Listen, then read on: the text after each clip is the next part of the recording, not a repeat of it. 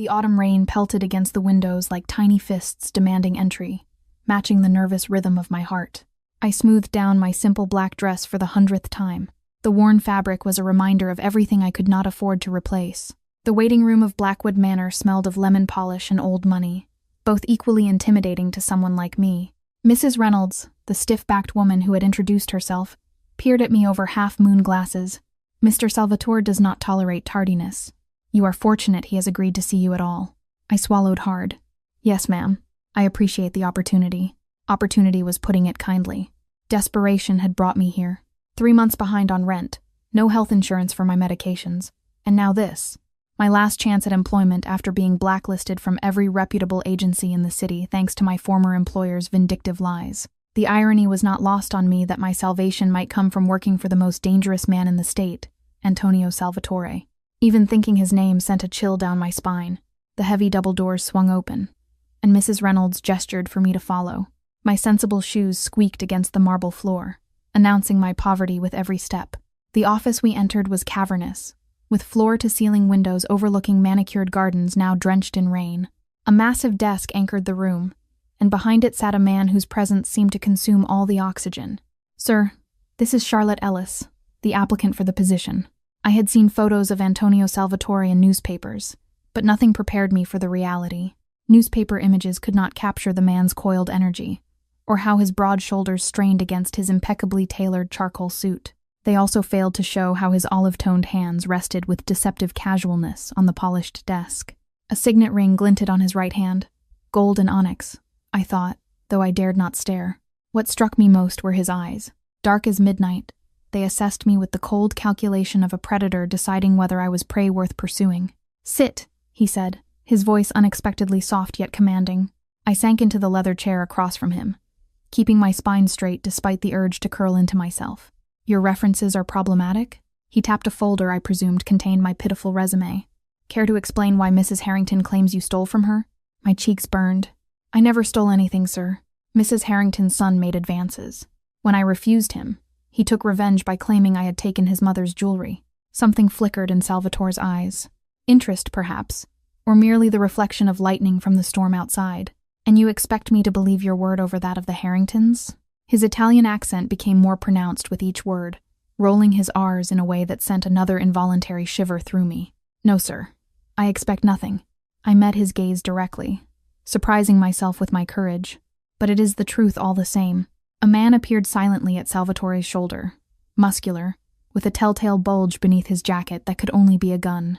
He whispered something into his boss's ear. Salvatore nodded once, and the man disappeared as quietly as he had arrived.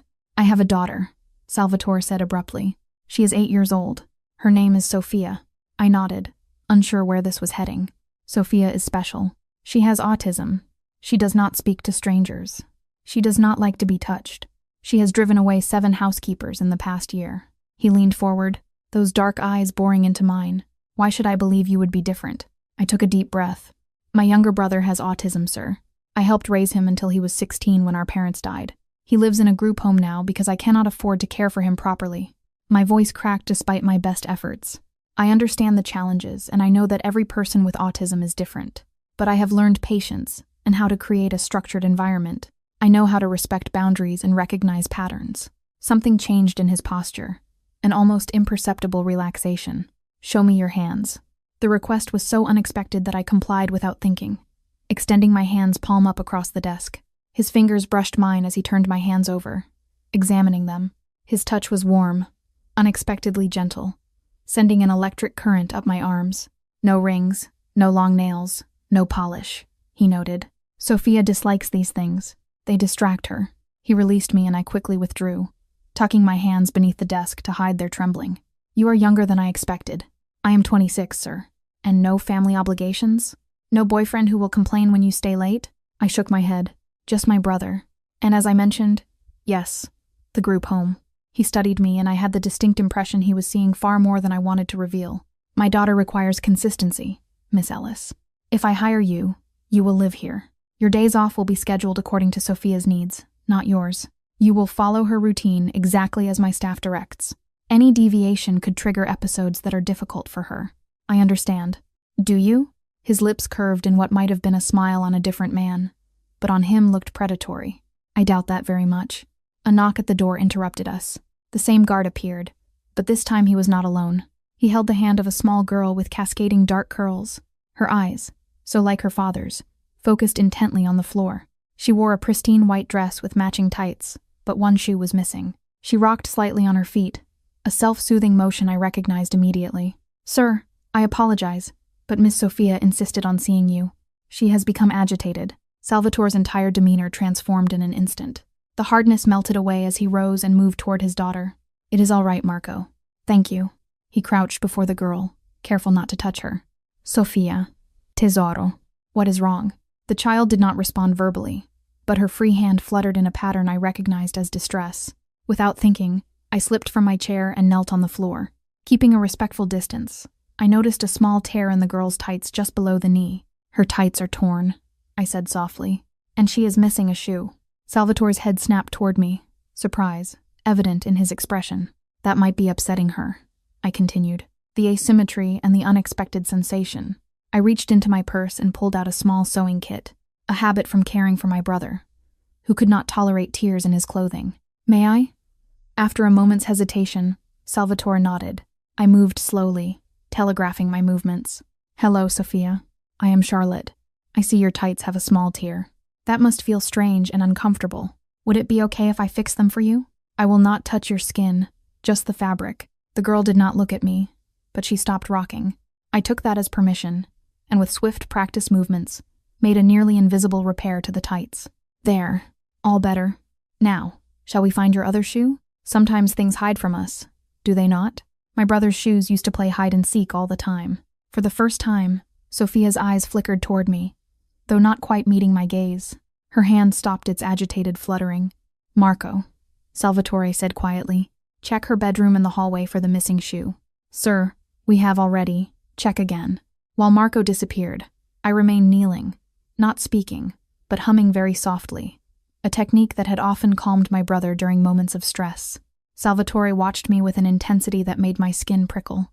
I pretended not to notice, keeping my focus on Sophia. "The blue butterfly is back," the little girl suddenly whispered so quietly I almost missed it. Salvatore tensed beside her, his eyes widening fractionally. "Is it a special butterfly?" I asked gently. "It only comes when it is safe." Her eyes remained fixed on a point just past my shoulder. Marco returned holding a small white shoe. "Found it under her desk, sir." I did not reach for the shoe.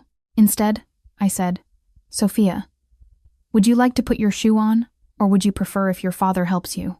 "Papa," she said, still not looking at anyone.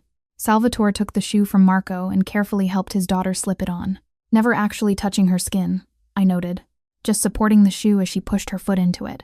"Better?" he asked her. She nodded, then turned and walked out of the room without another word. Marco following close behind. Salvatore remained crouched for a moment, his expression unreadable. When he rose and returned to his desk, the hardness had returned to his features.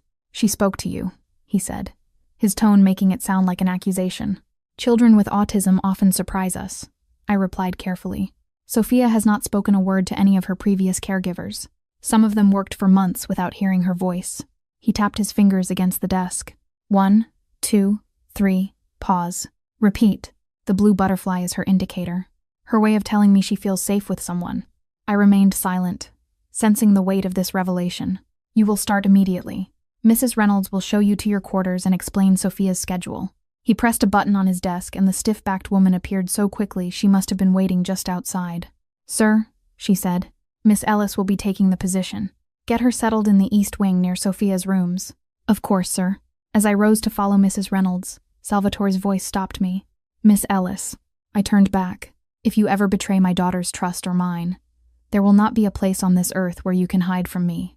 His voice was soft, almost gentle, which somehow made the threat more terrifying. "Do we understand each other?" "Perfectly, Mr. Salvatore." As I followed Mrs. Reynolds through the maze of hallways, I could not shake the feeling that I had just made a deal with the devil himself. What I did not know then was how completely that deal would transform both our lives, or how thin the line between protection and possession truly was. That night, as I unpacked my meager belongings in a room larger than my entire former apartment, I caught a glimpse of myself in the ornate mirror. My brown hair was coming loose from its practical bun, and my eyes looked too large for my face, bright with an emotion I could not name. Fear, yes, but something else too. A dangerous flicker of hope. A knock on my door made me jump. Mrs. Reynolds stood there with a stack of neatly folded clothing. "Your uniforms?" she said crisply. "Mr. Salvatore requires all staff to dress appropriately. You will find everything you need." She laid them on the bed. Simple but clearly expensive dresses in navy and charcoal. "Sophia's schedule," she continued, handing me a typed sheet. "Memorize it. Any deviation causes her significant distress." I scanned the meticulous hour-by-hour breakdown of the child's day. "One more thing," Mrs. Reynolds added, her voice dropping slightly. "Mr. Salvatore is very protective of his daughter. The last housekeeper who upset Sophia, well, she disappeared rather suddenly. With that parting warning, she left me alone with my thoughts, and the rain still beating against windows that suddenly felt like the bars of a gilded cage. The first week at Blackwood Manor passed in a blur of routines and unspoken rules. Sophia's schedule was a sacred text, followed with religious precision. Breakfast at 7:15 a.m. Never 7:14, never 7:16. Strawberry yogurt on Mondays and Wednesdays. Oatmeal with exactly 6 blueberries on Tuesdays and Thursdays, and cinnamon toast cut into perfect triangles on Fridays. Weekends were for pancakes, shaped like butterflies, with the syrup in a separate dish, never touching the pancakes until Sophia was ready. I learned quickly that Sophia's world operated on patterns invisible to most, but devastating when disrupted. My own schedule revolved entirely around hers. Awake by 6 a.m. to prepare her day, asleep long after she had gone to bed at precisely 8:30 p.m. Once I had laid out her clothing for tomorrow and checked her room for any changes that might upset her. What surprised me most was how rarely I saw Antonio Salvatore. He was a ghost in his own home, appearing without warning and vanishing just as suddenly. When he did materialize, everyone's demeanor changed. Backs straightened, voices lowered, eyes averted. Even Mrs. Reynolds, with her perpetual disapproval, softened in his presence, her clipped tones turning almost deferential. I caught glimpses of him in the hallways, always surrounded by men in dark suits with watchful eyes. Sometimes I would spot him in Sophia's doorway late at night, just watching her sleep, his expression unreadable in the shadows. He never acknowledged me during these moments, but I felt his gaze following me long after he had disappeared. On the 8th day, as I was helping Sophia with her morning routine, she suddenly said, "Papa has meetings on Tuesdays." I nearly dropped the hairbrush. These were the first words she had spoken to me since that initial encounter in her father's office. "Does he?" I kept my tone casual, continuing to brush her dark curls with exactly 20 strokes per section. No more, no less.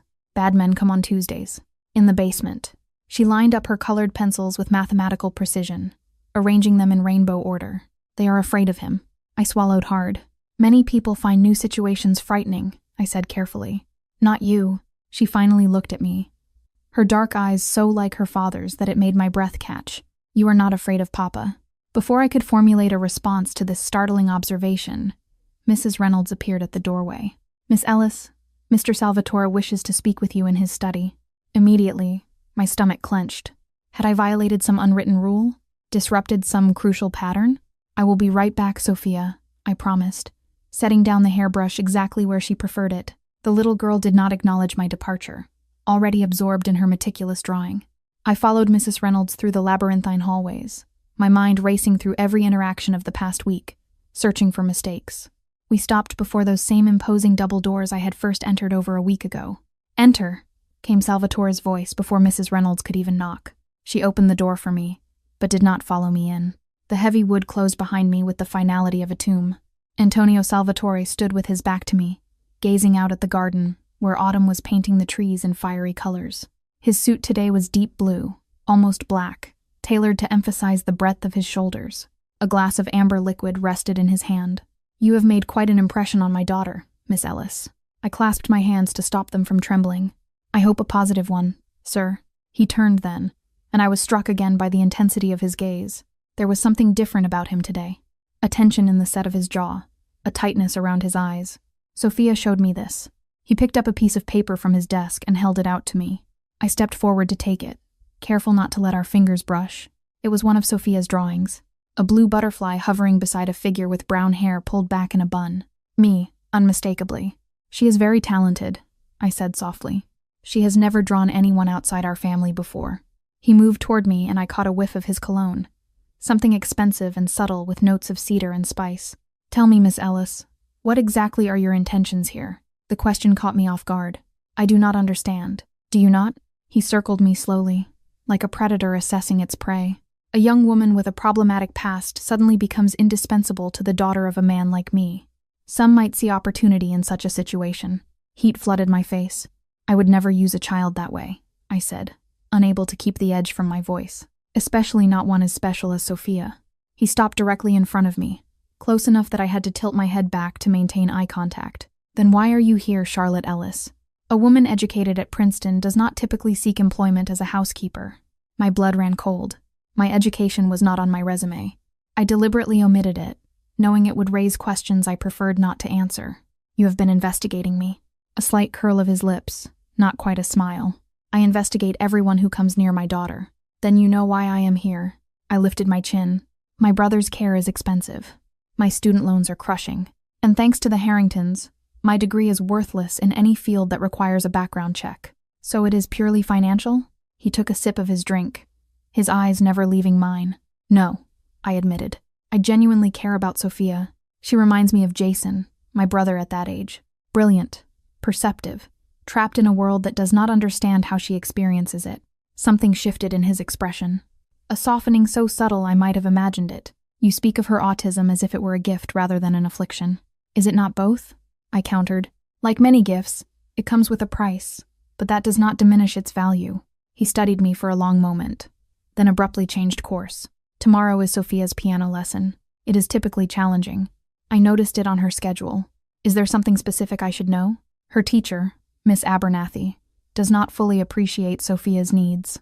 She insists on techniques that Sophia finds distressing. His jaw tightened. Unfortunately, she is the only qualified teacher willing to come to the house given my reputation. I understood the unspoken request. I will be there for the entire lesson. If Miss Abernathy's methods become too overwhelming for Sophia, I will intervene. He nodded once. Good. Then, without warning, have dinner with me tonight. It was not a question. Sir? Sophia goes to bed at 8:30. Join me for dinner at 9. There are matters regarding my daughter's care we need to discuss. Before I could respond, a sharp knock came at the door. Marco entered, his face grim. Sir, there is a situation that requires your immediate attention. Salvatore's expression hardened instantly. We will continue this conversation at dinner, Miss Ellis. 9 o'clock. I recognized the dismissal and turned to leave, but his voice stopped me at the door.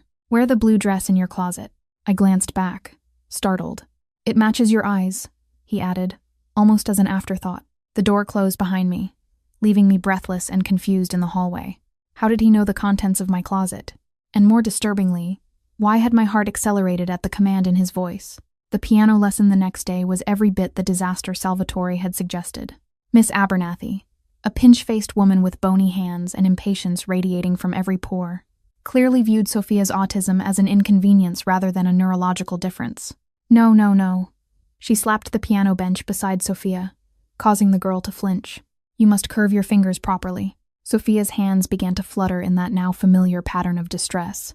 I stepped forward from my position near the window. Perhaps Sophia could try a different approach, I suggested. Sometimes alternative techniques. I have been teaching piano for 30 years, young woman. Miss Abernathy cut me off with a glare. I hardly need advice from a housekeeper. I bit back a sharp retort. Of course. I simply noticed that Sophia seems uncomfortable with. Discomfort is part of learning. She turned back to Sophia, whose rocking had intensified. Now, again, from the beginning. When Miss Abernathy reached to reposition Sophia's hands, the little girl let out a heart-wrenching whimper. Something protective and fierce ignited in my chest. That is enough for today, I said firmly, moving between them. I beg your pardon? Mr. Salvatore pays for a full hour, and we have barely begun. Mr. Salvatore pays for Sophia to learn piano, not to be traumatized by it. I kept my voice level, but unyielding. The lesson is over. Miss Abernathy's face flushed an ugly red. I will be speaking to Mr. Salvatore about this insolence. I am counting on it. I turned my back on her and crouched beside Sophia, whose eyes were squeezed shut. It is all right now, Sophia. The music is taking a break. Would you like to go to your quiet room? She nodded almost imperceptibly. I heard Miss Abernathy gathering her things with aggressive movements, but I kept my attention focused entirely on Sophia. The piano teacher huffed as she stormed out. Once she was gone, Sophia's eyes opened. She looked directly at me, a rare occurrence that made my heart swell. "The butterfly stays," she whispered. I smiled gently. Yes, the butterfly stays. The blue dress hung in my closet like a question. I had never seen it before today, yet there it was. Silk, the color of a summer sky, simple yet elegant. It had appeared while I was helping Sophia with her afternoon routine along with a note in masculine handwriting. I look forward to our dinner. As I stared at myself in the mirror, hardly recognizing the woman who looked back, the dress fit perfectly. Suspiciously so, as if it had been made for me. My brown hair, freed from its practical bun, fell in soft waves past my shoulders. I wore no jewelry. I owned none. But somehow the absence made the look more striking. At precisely 9 o'clock, a knock came at my door. I expected Mrs. Reynolds, but instead found Marco waiting in the hallway. "Mr. Salvatore is ready for you, Miss Ellis." He led me not to the formal dining room where the staff took their meals, but to a smaller, more intimate setting I had not seen before. A solarium, glass-walled and filled with exotic plants, overlooked the moonlit gardens. A single table was set for two, candlelight casting golden shadows, and there stood Antonio Salvatore without his usual entourage of watchful guards. He wore a black shirt open at the collar, no tie, with the sleeves rolled up to reveal strong forearms. Less formal than I had ever seen him, yet no less intimidating. His eyes traveled slowly from my face to the hem of the dress and back again, his expression unreadable. "You look beautiful, Charlotte." My first name in his mouth sounded like a different word entirely, rich with meaning I could not or would not decipher. "Thank you for the dress," I said, my voice steadier than I felt, "though I am curious how you knew my size." A ghost of a smile. "I know everything about the people in my home." Marco pulled out my chair, and I sat hyper-aware of Salvatore's presence across from me. A waiter appeared from nowhere, pouring wine into crystal glasses. "Miss Abernathy called me today," he said once we were alone. Quite distraught. I tensed. "I am sorry if I overstepped. Do not apologize." He cut me off with a wave of his hand. "I have terminated her services." I blinked in surprise. "You fired her?"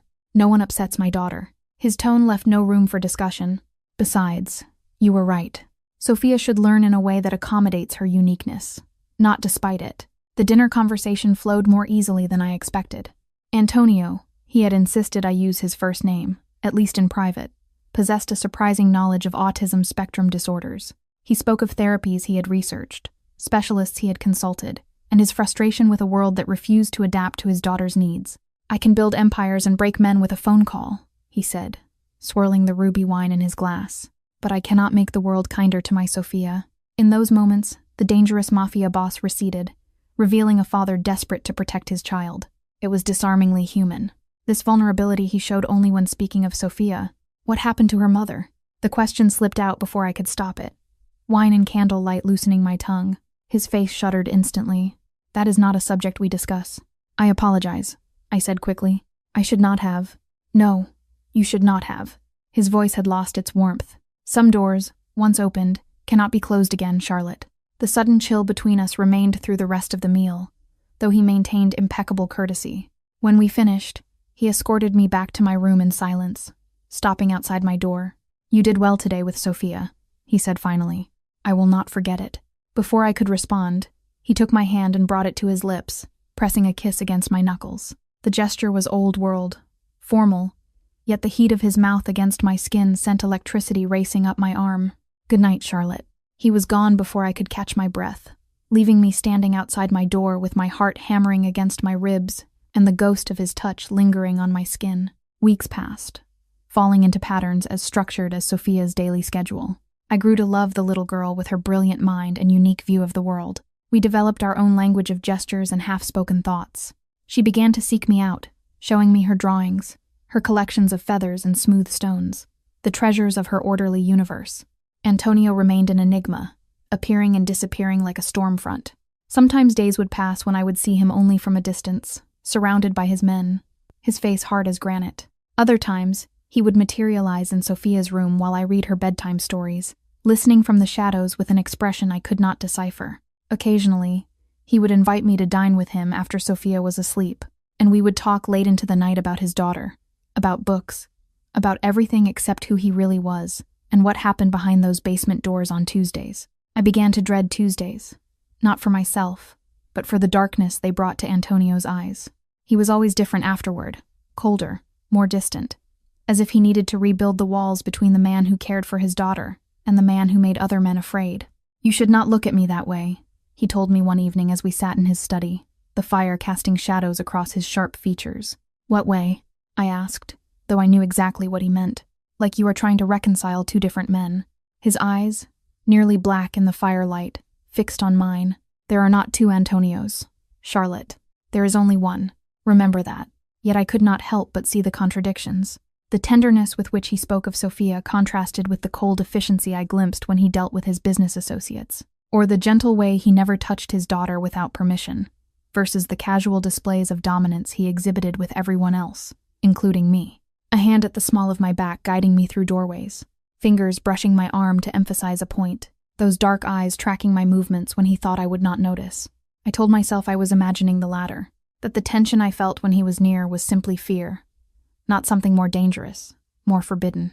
I was his daughter's caretaker, nothing more.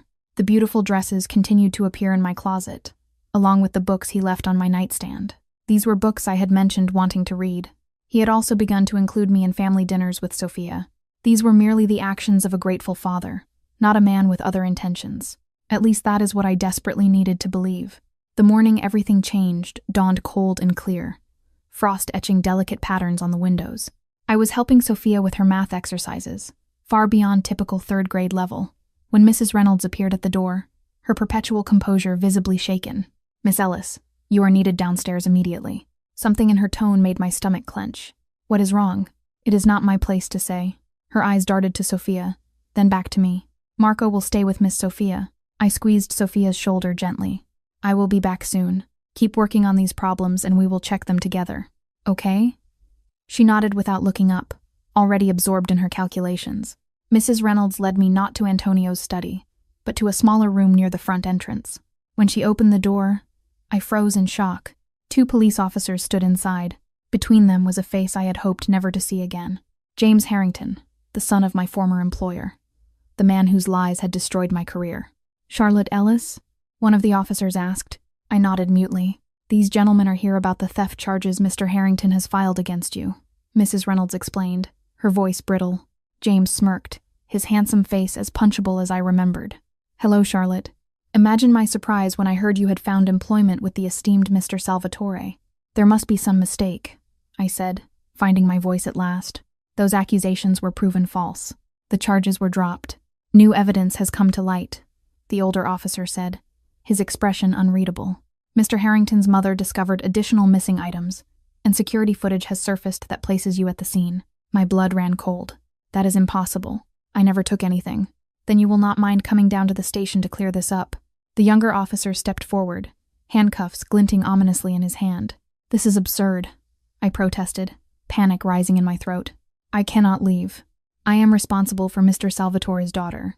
She needs consistency, routine. Should have thought about that before you decided to steal," James said with mock sympathy. Just then, the door opened. Antonio Salvatore stood in the threshold, his presence immediately dominating the room. He wore a charcoal suit that seemed to absorb the light, his expression controlled, but eyes blazing with cold fury. "What is happening here?" His voice was soft, dangerously so. The officers straightened instinctively. Even they were not immune to the authority he radiated. "Mr. Salvatore," the older one began, "we have a warrant for Miss Ellis's arrest regarding theft charges from her previous employer." Antonio's gaze shifted to James Harrington, who had the good sense to look uncomfortable under that penetrating stare. "Mr. Harrington," Antonio said, his Italian accent more pronounced than usual. "What an unexpected pleasure." "Mr. Salvatore," James cleared his throat, "this is just a legal matter." "A legal matter," Antonio repeated the word like ice.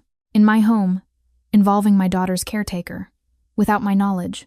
He crossed to his desk and pressed a button. Within seconds, Marco appeared along with 2 other security men I recognized from Antonio's entourage.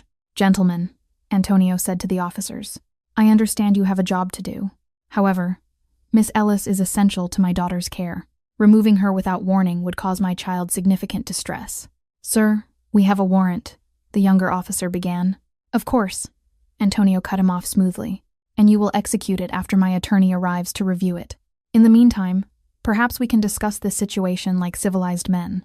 He turned to James. "Mr. Harrington, I believe your father and I have mutual associates. Giorgio Vannucci, for instance." The color drained from James's face. I did not know who Giorgio Vannucci was, but clearly the name held significance. Yes, I believe they have done business," James stammered. "How fortunate. I am sure a single phone call could clear up this unfortunate misunderstanding." Antonio smiled, a gesture that never reached his eyes. "Marco, please escort our guests to the West Parlor. Offer them refreshments while we wait for my attorney." Marco stepped forward, his posture making it clear this was not a suggestion. "Mrs. Reynolds, take Miss Ellis back to Sophia. She does not need to concern herself with this matter any further." "But sir," I protested. Antonio silenced me with a look. "It is handled, Charlotte. Go to my daughter." I hesitated, torn between relief and concern about what handled might entail. "Now, please," he added, his tone gentler but no less commanding. As I left, I caught James Harrington's expression, a man realizing too late that he had made a grave miscalculation. That evening, after Sophia was asleep, a knock came at my door. I opened it to find Antonio standing there, his tie loosened, a tumbler of whiskey in his hand. "May I come in?" I stepped back to allow him entry, acutely aware that we had never been alone in my room before. He moved to the window, looking out at the moonlit grounds. "The charges have been dropped," he said without preamble. "Permanently this time. Mr. Harrington has signed a statement admitting the accusations were fabricated out of a personal vendetta." Relief flooded through me. "Thank you. But I have to ask, what did you do to make him confess?" Antonio turned, his expression unreadable in the half-light. "Does it matter?" "Yes," I said firmly. "It matters to me." He studied me for a long moment. "I simply made it clear that continuing his vendetta against you would be more costly than he was prepared to pay." "You threatened him." I reminded him of reality. Antonio took a sip of his whiskey. "Men like James Harrington only understand power and consequences." I wrapped my arms around myself, suddenly cold despite the room's warmth. "And men like you understand how to wield both." Something flickered in his eyes. Anger, perhaps, or disappointment. "Yes, men like me." He set down his glass and moved toward me, stopping close enough that I could smell his cologne, feel the heat radiating from his body. "Does that frighten you, Charlotte?" "Should it?" I did not back away, though every instinct screamed for me to create distance between us. "Yes." His voice dropped lower. "You should be terrified." "Of you?" "Of this." Before I could process his meaning, his hand cupped my cheek, his touch startlingly gentle for a man with so much power, so much darkness. "Of what I want from you." My breath caught. "What do you want from me?" His thumb traced my lower lip, sending shivers down my spine. "Everything." The single word hung between us, heavy with implication. I knew I should step back, establish boundaries, remember who he was, and all the reasons why this was impossible. Instead, I found myself leaning into his touch, my body betraying my better judgment. "Sophia?" I began, searching for an anchor in the storm of emotions threatening to drown me. "Adores you," he finished. "As do I, though in very different ways." His confession, spoken so matter-of-factly, stunned me into silence. "Say something, Charlotte." A vulnerability I had never heard before colored his voice. "This is dangerous," I whispered, not sure if I meant for him, for me, or for Sophia. "Everything valuable is dangerous." His other hand found my waist, drawing me closer. "The question is whether the reward outweighs the risk." I placed my palm against his chest, feeling his heart beating steadily beneath expensive fabric and the solid muscle beneath. I meant to push him away, to be sensible, to remember all the reasons why this was a terrible idea. Instead, I curled my fingers into his shirt and pulled him closer. His mouth claimed mine with restrained hunger, as if he had been holding himself back for too long. One hand tangled in my hair, the other at the small of my back, pressing me against him. I melted into the kiss, all my carefully constructed reasons disintegrating like paper and flame. When we broke apart, both breathless, his eyes searched mine. "Tell me to stop, and I will. One word, Charlotte, and I will walk out that door." The choice he offered, genuine despite the desire evident in his darkened eyes, gave me courage. This man who commanded empires with an iron fist was giving me power over him, however momentarily. "Stay," I whispered. His smile transformed his face, softening the hard lines, revealing the man beneath the carefully controlled exterior. For a heartbeat, I glimpsed Antonio separate from Salvatore, the father, not the feared Mafia boss. But as he lowered his mouth to mine again, I knew the truth he had warned me about. There were not two different men. There was only one, and I was choosing all of him, darkness included. Dawn found us entangled in my sheets, his arm heavy across my waist, my head nestled against his chest where I could hear the steady rhythm of his heart. In sleep, the dangerous edge that always surrounded him had softened, making him look almost peaceful. I traced the lines of a scar that ran along his collarbone, wondering about the story behind it, but knowing better than to ask. His body told tales of violence, scars both old and new, mapping a history I could only imagine. His eyes opened, instantly alert in the way of men accustomed to danger. When he saw me watching him, a slow smile spread across his face. "Good morning," he murmured, his voice rough with sleep. "Good morning." I could not help but smile back despite the uncertainty churning beneath my surface contentment. "We should talk about," he pressed a finger to my lips. "Later. Right now, I just want to look at you in the morning light." His gaze traveled over me with such intensity that I felt my skin flush. Then his expression changed, becoming more serious. "Sophia will be awake soon," he said, glancing at the clock beside my bed. We should not disrupt her routine. The mention of his daughter brought reality crashing back. What had I done?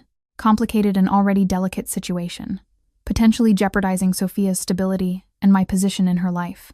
Antonio read my expression with unnerving accuracy. "Second thoughts already?" "Not second thoughts," I said carefully. "Just considerations. Sophia needs consistency, stability. Whatever this is between us, it cannot interfere with her care." He nodded, expression somber. "Agreed. Which is why discretion is essential, at least for now." "And what is this exactly?" I asked, needing definition, parameters, something solid to stand on. Antonio sat up, the sheet pooling around his waist, revealing the muscular torso marked with the evidence of a violent life. He took my hand, his touch unexpectedly tender. "This is me wanting you, not just in my bed, but in my life. With Sophia. With me." His eyes held mine, unwavering. "I do not make such decisions lightly, Charlotte." "Nor do I replied softly. "But your life is complicated." A harsh laugh escaped him. "That is a diplomatic way of putting it. I care about Sophia too much to risk becoming a disruption in her life. And your world, the Tuesday meetings, the men with guns, the threats that need handling. That is not a world I belong in." His expression hardened slightly. "Yet here you are. For Sophia?" I insisted. "Only for her?" His question hung between us, demanding honesty. I looked away first. "I should get ready. It is almost time for her breakfast." Antonio rose from the bed, gathering his scattered clothing with efficient movements. I watched him transform back into the impeccable, untouchable Mr. Salvatore, armor reassembled piece by piece. At the door, he paused. "This conversation is not over, Charlotte." It sounded halfway between a promise and a threat. For 2 weeks, we engaged in an elaborate dance. During daylight hours, in front of Sophia and the staff, we maintained our formal employer-employee relationship. At night, he would come to my room or summon me to his, and we would lose ourselves in each other until dawn threatened to expose our secret. I told myself it was temporary, that eventually I would come to my senses, remember who he was and what he did. But each time he touched me, each time I discovered another facet of the complex man beneath the fearsome reputation, I fell deeper into a maze I was not sure I wanted to escape. One evening, as we lay in his massive bed, he traced patterns on my bare shoulder, his expression thoughtful. "Sophia asked me something interesting today," he said. I turned to face him. "Oh?" She asked if you were going to be her new mother. My breath caught. "What did you tell her?" I asked what she thought about that possibility. His eyes, usually so guarded, were open, vulnerable. She said the blue butterfly would stay forever. I sat up, pulling the sheet around me. "Antonio, you cannot, just cannot what? Consider a future where you are more than just my daughter's caretaker, more than just my lover." "We have barely known each other 3 months, I protested, though time seemed a weak objection compared to the fundamental differences in our worlds. "I knew after 3 days, he said simply. "The way you understood Sophia, saw her as she truly is. The way you stood up to me when everyone else cowers. That is not a basis for whatever you are suggesting."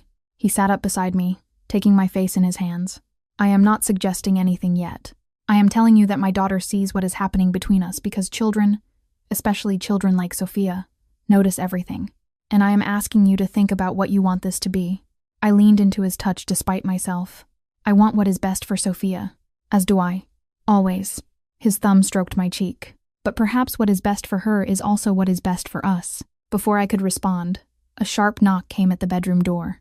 Antonio tensed, immediately on alert. No one would dare interrupt him unless it was urgent. "Sir," Marco's voice, tight with barely controlled panic. Antonio was out of bed in an instant, pulling on pants and a robe. What is it? It is Miss Sophia, sir. She is missing. The world seemed to stop. Antonio froze for a heartbeat, then exploded into action, throwing open the door to find Marco standing there, ashen-faced. What do you mean? Missing?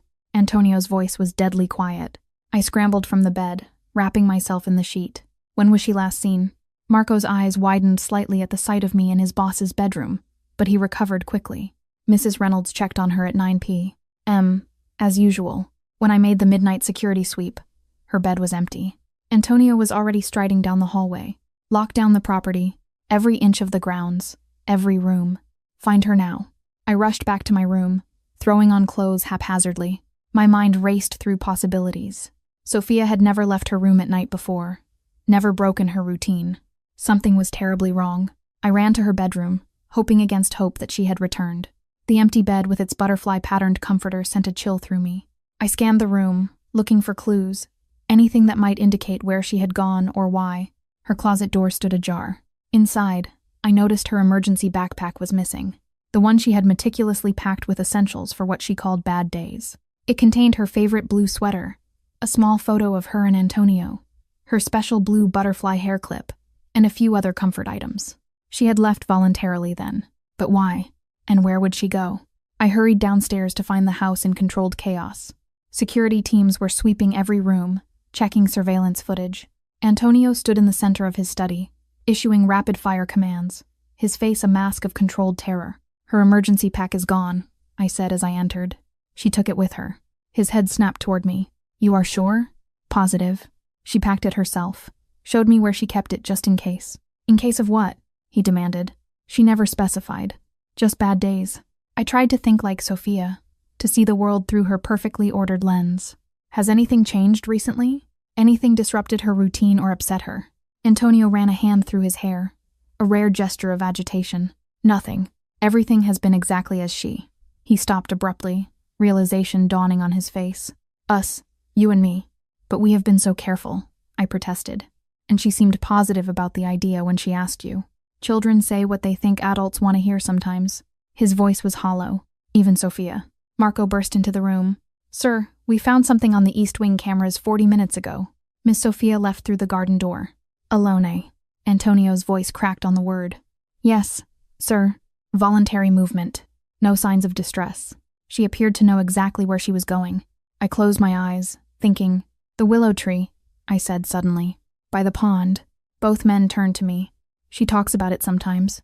Says it is where she goes in her head when things get too loud, too overwhelming. She has drawn it dozens of times. Antonio was already moving, barking orders to focus the search on the eastern grounds. I followed, grabbing a flashlight from one of the security team members. The night air was biting, winter approaching with icy fingers. I wrapped my cardigan tighter around myself, thinking with dread of Sophia in her thin pajamas, alone in the darkness she feared. Antonio moved ahead of me, his longer strides eating up the distance.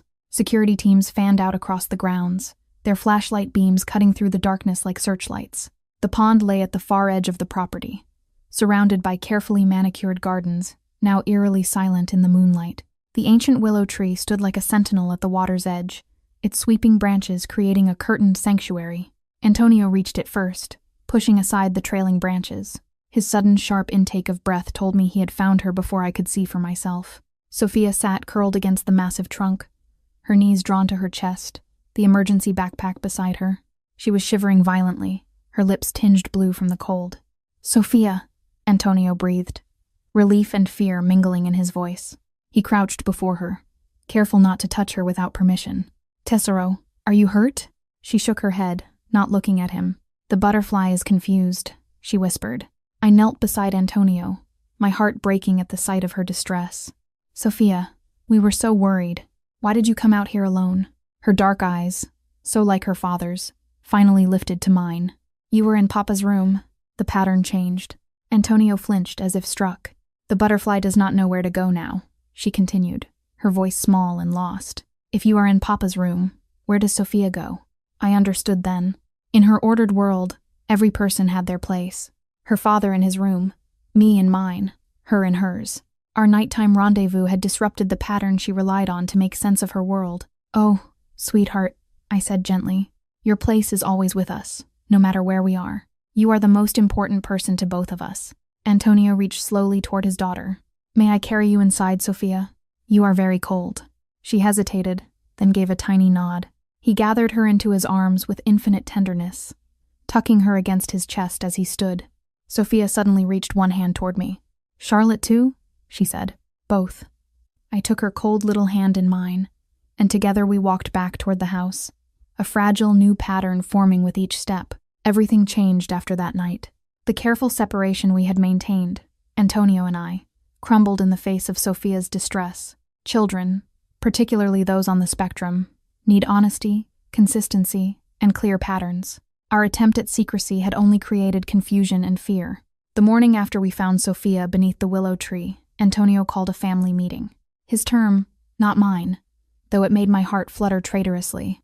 We sat in the sunroom, morning light streaming through the windows, illuminating dust motes that danced like tiny stars. "Sophia," Antonio began, his voice gentler than I had ever heard it, "I need to explain something important about Charlotte and me." The little girl sat perfectly straight in her chair, hands folded in her lap, dark eyes moving between her father and me. I noticed she wore the blue butterfly clip in her hair, a good sign. "Charlotte is special to me," Antonio continued, "in a different way than you are special to me. You are my daughter, my heart. Nothing will ever change that." "And Charlotte?" Sophia asked, her voice small but steady. Antonio glanced at me, a question in his eyes. I nodded slightly, giving him permission to continue. "Charlotte is someone I care for very deeply. Someone who makes me happy. Someone who understands both of us." He leaned forward, careful to maintain the distance Sophia preferred. "Sometimes she will spend time with me in my room. Sometimes we will spend time in her room. But you will always know where we are, and you can always find us if you need us."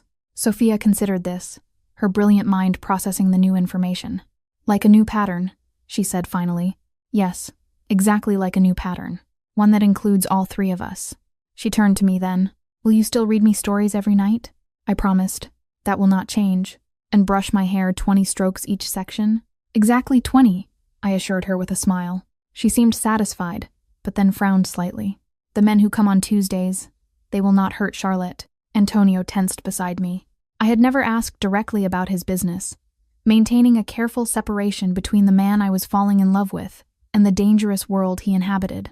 But Sophia, with her unflinching perception, had brought it into the light. "No one will ever hurt Charlotte," Antonio said, his voice dropping to that quiet register that I had learned was more dangerous than any shout. "I would never allow it." Sophia nodded, apparently satisfied.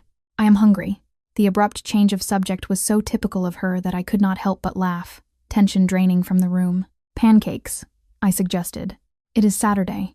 "Butterfly shapes," she confirmed, sliding from her chair. "With the syrup separate." As she walked toward the kitchen, Antonio caught my hand, pulling me close. "Thank you," he murmured against my hair. "For what?" "For understanding her. For understanding me." His arms tightened around me. "For being willing to try this unconventional family arrangement." I pulled back slightly to look at him. "I have not agreed to anything permanent yet." A smile played at the corners of his mouth. "Yet." Life settled into a new routine. I spent most nights with Antonio, but always returned to my room before dawn to maintain the morning schedule Sophia depended on. We were careful to be transparent about our whereabouts, creating a color-coded chart that hung in Sophia's room so she always knew where to find each of us. To my surprise, she thrived under the new arrangement. Perhaps it was the honesty, the removal of the confusing secrecy. Or perhaps it was simply having two people who loved her working together openly to create the stability she craved. One evening, about 2 weeks after our family meeting, I was helping Sophia organize her rock collection, categorized by color, size, and what she called friendship potential, when she made an announcement, "I want to call you Mama." The simple statement nearly stopped my heart. I set down the smooth quartz crystal I had been examining and turned to face her fully. "Sophia, that is, I am very honored that you would think of me that way." She continued arranging stones in their velvet-lined box, not looking at me. "My real mother did not want me. Papa said she could not understand my special brain." The matter-of-fact way she said it made my chest ache. "Sometimes people do not understand what they have," I said carefully. "You understand?"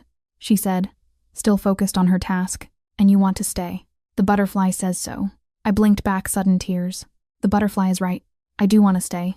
Then you can be my mama." She placed the final stone in its designated spot, and closed the box with a satisfying click. Papa wants you to be my mama too. He keeps the ring in his desk drawer. My breath caught. What ring, Sophia?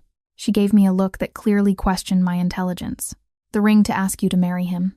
In the blue box, top right drawer, behind the picture of me. Before I could process this bombshell, delivered with such casual certainty, Antonio appeared in the doorway. He took in my shocked expression and Sophia's satisfied smile and raised an eyebrow. Everything okay in here? Sophia just told me about a ring, I said, watching his face carefully. A rare flash of genuine surprise crossed his features, followed by something like resignation. His eyes moved to his daughter. Have you been in my desk, Sophia? No, she said truthfully. Marco was looking for stamps. He found it. He told Giovanni it was pretty. I heard them. Antonio shook his head, a rueful smile playing at his lips. Nothing stays secret in this house, it seems. My heart raced as implications cascaded through my mind. Marriage. Becoming Sophia's stepmother officially. Becoming Mrs. Salvatore. Wife to a man whose business I still knew almost nothing about, whose power and danger I could only glimpse. We will talk later, Antonio said softly, correctly reading my overwhelmed expression. Sophia, it is time for your bath. As I rose to help with her evening routine, he caught my arm gently. Let Mrs. Reynolds handle it tonight. I think you and I need to have a conversation. 20 minutes later, we sat in his study, the same room where we had first met, where I had first encountered Sophia. It felt like years ago rather than months. Antonio leaned against his desk, arms crossed over his chest, watching me with those dark, unreadable eyes. So, he said finally, you know about the ring. Apparently everyone knows about the ring except me, I replied, aiming for lightness despite my racing heart. He moved to the desk, opened the drawer Sophia had described, and extracted a small blue velvet box. This was not how I planned to do this. How did you plan to do it? A ghost of a smile. With more romance. He came to stand before me, but instead of kneeling as I half expected, he simply held out the box. Look at it, then we will talk. I took the box with trembling fingers and opened it. Nestled inside was a ring of such understated elegance it took my breath away. A perfect oval sapphire surrounded by a halo of smaller diamonds set in platinum. It is beautiful, I whispered. It reminded me of your eyes. He took the box back, removing the ring. I am not asking you to wear it. Not yet, but I want you to know my intentions. Antonio, he held up a hand. Let me finish, please. He set the ring on the desk beside him. I know what I am, Charlotte. I have no illusions about the world I inhabit or the things I have done, but I also know what I feel for you. What I feel when I see you with my daughter, when I wake up with you beside me, when you challenge me in ways no one else would dare. I remained silent, afraid that if I spoke, I would break the spell of his rare vulnerability. I want you in my life permanently, as Sophia's mother, as my wife, but I understand that accepting that means accepting everything, including parts of my life I have kept separate from you. There it was, the elephant in the room, the subject we had carefully danced around for months. The Tuesday meetings, I said softly. He nodded, among other things. Tell me. His eyes met mine. Once I tell you, there is no going back, no plausible deniability. If you are asking me to consider spending my life with you, raising Sophia with you, I need to know exactly what that life entails. I straightened my spine, bracing myself. No more compartmentalization, Antonio. All of you or none of you. Something like respect flashed in his eyes. He moved to the bar cart in the corner, poured 2 glasses of whiskey, and handed one to me before taking a seat across from me. My father came to America from Sicily in the 1960s, he began, his voice taking on a cadence I had not heard before. More pronounced accent, more rhythm. He had nothing but the clothes on his back and connections to certain families in New York. He built an empire through those connections. Import-export businesses, construction companies, waste management, real estate, all legitimate on paper. I took a sip of whiskey, letting the burn ground me. By the time I was born, he was a wealthy man, respected, feared. He sent me to the best schools, taught me everything he knew about business. Both kinds. Antonio's eyes never left mine. When he died, I inherited everything, including his position within the organization. The Mafia, I said, the word feeling strange on my tongue. We do not use that term. But yes, La Familia. He took a long swallow of whiskey. I have worked hard to legitimize much of the business. The construction companies, the import-export, the real estate, they are clean now, profitable through legal means, but not everything. No, he admitted. Some aspects remain traditional. Protection rackets, drugs, human trafficking. I forced myself to ask the worst questions, needing to know boundaries. His expression hardened. I have lines I do not cross. No trafficking. Ever. No dealing with children. The drugs. We control territory. Take a percentage from those who operate within it. But we do not handle product directly. And the protection? Insurance, he corrected with a slight smile. Businesses pay. We ensure nothing unfortunate happens to them. By threatening them yourself, I said flatly. By protecting them from others who would do worse. He leaned forward. It is complicated, Charlotte. The world is not black and white. People get hurt, I said, my voice barely above a whisper. Yes. No denial. No justification. Just honesty. People who break the rules. Who threaten what is mine. Who endanger the family. Like James Harrington, I said, remembering the power of his face when Antonio mentioned that name. Vanucci. James Harrington was a spoiled boy playing at being a man. He needed to learn consequences. Antonio's voice was dismissive.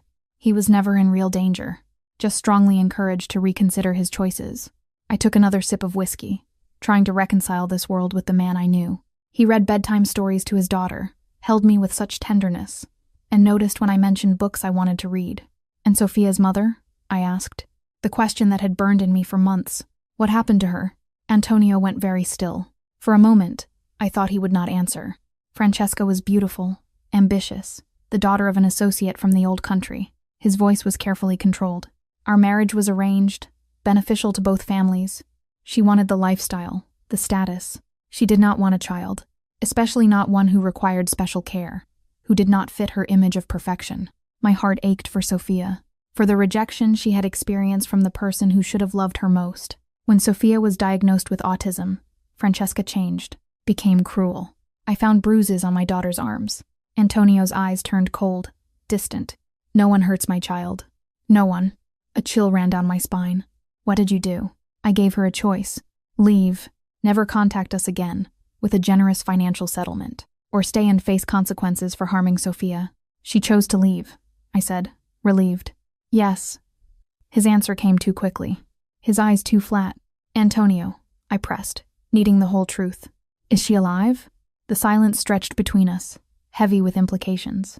As far as I know, he said finally, she is living in Milan, remarried to a fashion designer. No children. The settlement agreement includes regular confirmation of her continued health and happiness, provided she stays far away from Sophia. The calculated precision of the arrangement was both reassuring and terrifying. This was the man I had fallen in love with, capable of both tender devotion and cold retribution. Thank you for telling me the truth, I said quietly. All of it, he confirmed. No more secrets, Charlotte. I stood, setting down my glass, and moved to the window. Outside, the garden lay dormant under winter's approach, waiting for spring's renewal, like my own life, poised at a crossroads. I need time, I said, still facing the window, to think about all of this, about what it means for me, for my future, for my relationship with Sophia. I heard him rise, felt his presence behind me, not touching but close enough that I could feel his warmth. Take all the time you need, he said. But know this, my feelings will not change. What I want will not change. I turned to face him. And what is that exactly? You, as my wife, as Sophia's mother, as the heart of whatever family we create together. His eyes, usually so guarded, were completely open now, vulnerable in a way I had never seen. I love you, Charlotte. I think I have since the moment you knelt on my office floor to fix my daughter's tights. The words, so simply stated, hit me with physical force. In all our time together, through nights of passion and days of building our unconventional family unit, neither of us had said those 3 words. I love Sophia, I said carefully. That I know with absolute certainty. Pain flickered across his face at my deliberate omission. And you, I continued, reaching up to touch his cheek. You I love in ways that terrify me, because loving you means accepting all of you. The father, the lover, and yes, the man who holds Tuesday meetings in the basement. Hope kindled in his eyes. Is that a yes? It is a not yet, I clarified. I need to be sure, Antonio, not just for my sake, but for Sophia's. She has already called me Mama today. If I stay, if I wear your ring, there is no going back for her. I will not risk breaking her heart if I am not absolutely certain. He nodded, accepting my terms with grace I had not expected. How will you know when you are certain? I smiled slightly. I imagine it will be like Sophia's blue butterfly. It will just appear when it is safe. Winter melted into spring, and still the ring remained in its blue velvet box in Antonio's drawer. He never pressured me, never mentioned it, though I sometimes caught him watching me with Sophia, a question in his eyes I was not ready to answer. Sophia continued to call me Mama, a title I accepted with both joy and trepidation. We fell into the rhythm of family life. Breakfast together, Antonio joining us when he could. Weekends exploring museums that accommodated Sophia's sensory needs. Quiet evenings, reading in the library, the three of us in companionable silence. The Tuesday meetings continued, but Antonio no longer disappeared behind an impenetrable wall afterward. Instead, he would find me once Sophia was asleep, sometimes with shadows in his eyes, sometimes with tension in his shoulders, and silently seek the comfort of my arms. I learned to read the signs, to know when to ask questions and when to simply be present. I learned that there were aspects of his business I could influence, pushing for more legitimate investments, suggesting community initiatives that built goodwill while genuinely helping people. Most importantly, I learned that loving Antonio did not mean condoning everything he did. It meant accepting the complexity of the man, recognizing the fierce protector alongside the ruthless enforcer, understanding that in his world, the two were inseparable. One perfect May morning, Sophia and I were in the garden, planting flowers in the beds outside my window. Pansies and forget-me-nots in careful patterns she had designed with mathematical precision.